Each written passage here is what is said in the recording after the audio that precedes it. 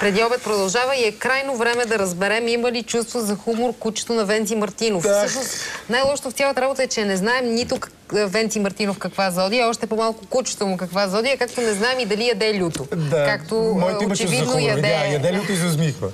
Джанго. Джанго, добре, да видим сега как се казва домашния любимец на Венци Мартинов и там консумацията на люто как се развива.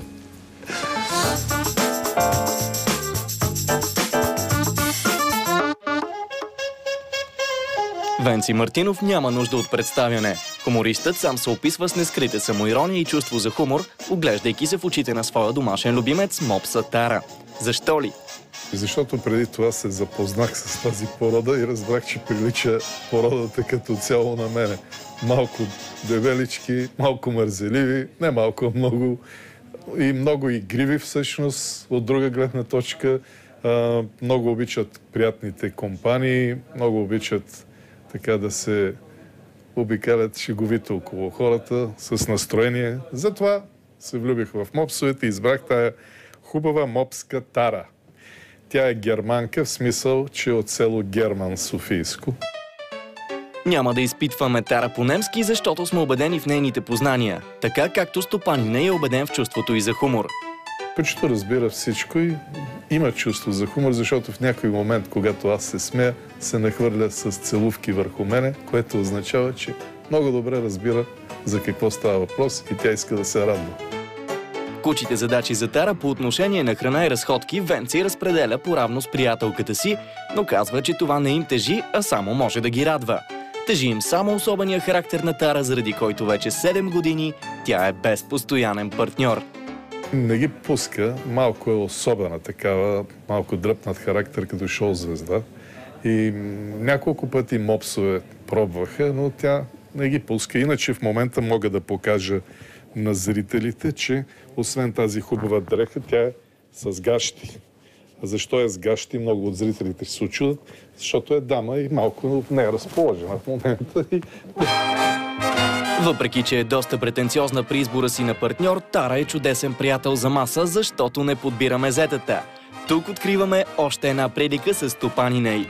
Общо взето обича това, което обичам и аз, а именно всички мезета. Но не отказва и, как да кажа, каквото може да добавя от масата.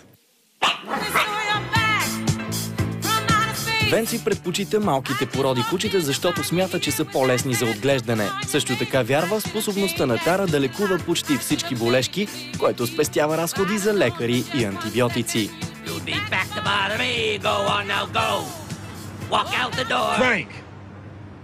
Забелязал съм, когато Тара не е вред със стомаха, ляга върху мене и на другата сутрин е перфектно състояние. И обратно и при мен, като има проблем, пак ляга върху мене, през нощта с лежането затопля, лекува и на другия ден всичко е спокойно. Така че това съвместно съществуване с тези интелигентни, малки, приятни породи, мисля, че е много позитивно. Въпреки че Тара няма мерките на истински модел, тя жъне успехи на кучешките модни подиуми. Тя един път участва в модно ревю за кучета, откъдето е този специален подарък с така много модерна дреха. Също така, благодарение на това участие, ни спечели една седмица почивка на Слънчев бряг, когато манекенски заработи това нещо.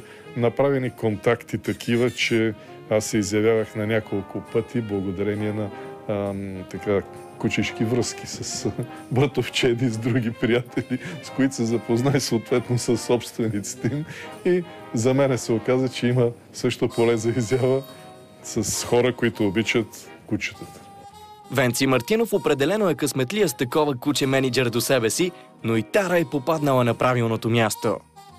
Мисля си, че и кучето също така има късмет, защото аз обичам животните, моята приятелка също много обича животните и в нашия дом кучето е на почит свещено животно, като свещените крави в Индия. Свещено, разбира се, в никакъв случай не означава съвършено. Попсовете са известни с това, че им е по-къса муцунката, имат проблеми при дишането, по-бързо се изморяват и така нататък. Да. Вечер кой повече хърка, ти или кучето? В интерес на истината, в началото повече хъркаше тя. Сега попривикна малко, вече не чак толкова, но пак в отделни нощи, ако е уморена или сънува нещо, така се чува здраво хъркане. Това са едни от хъркащите породи кучета, но приятно, меко, не е дразнещо. Човек свиква и даже после го търси това. Преди Тара да е заспала, помолихме Венци да ни разкаже един кучешки виц. Две кучета се срещат, едното вика: абе, има ли нещо ново в махалата? Другото вика: какво ти каже, видях на едно място са сложили един нов електрически стълб. И другото куче вика: това е един повод да го полеем.